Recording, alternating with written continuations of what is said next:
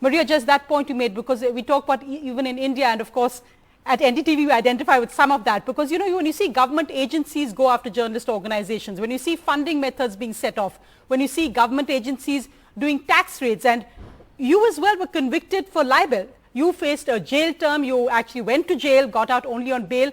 There's so many different ways of attacking people, media houses, organizations speak truth to power nowadays. It's almost impossible to keep up. Well, the first thing that we're seeing is really how American social media platforms have been used. Their weaknesses, the algorithms are used to attack the truth tellers. And once you weaken the facts, then that creates an enabling environment where journalists trying to hold power to account are attacked, and attacked in my case with the law. Look, the Philippine government filed 10 arrest warrants against me in less than 2 years. There were years, 2019, I spent more time with lawyers than I did managing Rappler. But here's the thing. When I was convicted of cyber libel last year, I was convicted for a story in 2012 that I didn't write, edit, or supervise at a time when the law I supposedly violated didn't even really exist. So, this is a time where power is consolidating power, where the very platforms that deliver the news, the social media platforms, have become behavior modification systems that actually change the beliefs people have. So in many ways, journalists are on quicksand. Our credibility is under attack. Trust is under attack. And the very same platforms where we're being attacked are the ones that are also siphoning away our business model, the advertising dollar. So it's an existential moment. And I think, what the Nobel Committee did is to show that without facts, you can't have truth. Without truth, you can't have trust. If you don't have any of these things, you can't have a functioning democracy, much less try to solve the complex problems we're dealing with today in the world, like the coronavirus, right? The disinformation problems, the anti-vax issues, the conspiracy theories that come through, or climate change. Mm-hmm. This is a problem that's global in scope.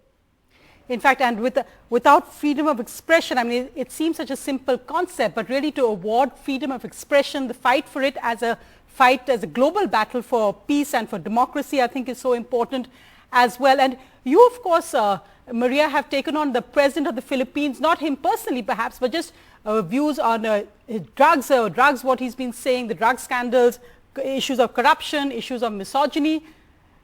Sometimes when you take on the president of a state, especially one who's often authoritarian or very popular with almost cult-like figures, it's seen as anti-national. That's a word very popularly used in India. It's seen as anti-national. It's seen as that you're against the country rather than against a government. How have we come to this stage where you made the point that, perhaps at one point journalists seen as truth tellers, journalists seen as holding power to account, now are themselves under scrutiny as being enemies of the state or anti-national? I think this is part of the way we are being attacked to make our work to hold power to account inconsequential, right? And that's tearing down, shooting the messenger, if you will. The problem, of course, is it's also a form of gaslighting in the sense that we come under attack because we're trying to do our jobs. Calling us anti-nationals, President Duterte, for example, in his State of the Nation address, said that Rappler was owned by Americans. That's not true. And yet, when it comes out of the president's mouth, you expect it to be true. This is another problem, right? And again, that connects back to our information ecosystem. When you make facts debatable and instead of being held accountable, power then can just lie.